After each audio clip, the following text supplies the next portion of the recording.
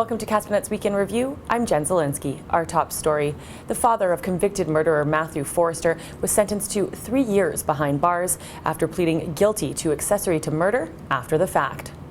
Stephen Forrester apologized to the court for lying to police about his son's whereabouts after he killed Taylor Van Diest in 2011. He also acknowledged buying his son a fake ID and helping him hide out in Ontario until his arrest 5 months after the murder.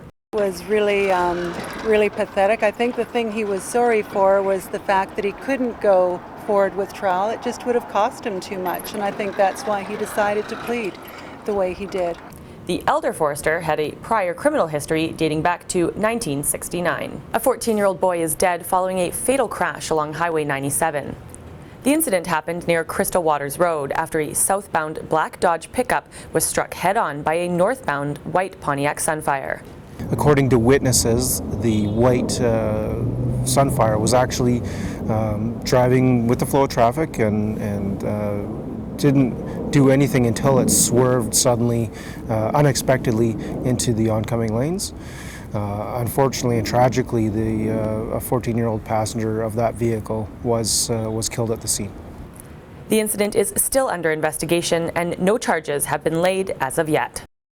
Vernon fire crews decided to solve a staffing issue by asking the public for help during a blaze that destroyed a home earlier this month. Bystanders were asked to step in after fire crews struggled against the growing flames. It's not ideal. It's not something that we try to rely on people, but when your neighbor's house is burning down, you probably want to do something. The reason for the lack in resources stems from a cost-cutting measure that allows the fire department to leave as few as 2 professional firefighters with their main truck. New recruits toughed out a wildfire boot camp over a grueling 2-week period in Merritt recently.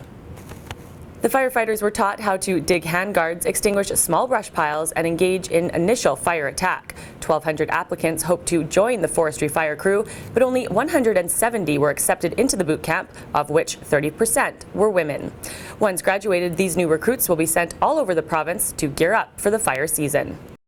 A wild horse is lucky to be alive after falling into the raging waters of Trout Creek in Summerland. The horse was spotted struggling in the water by a lady around 8 a.m. Fire crews, volunteers, and members of a horse rescue association were called in for help.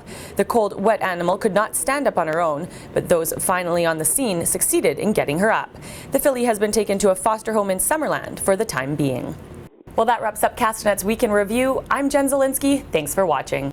Remember to send your news tips to news@castanet.net and follow us on Twitter @CastanetNews.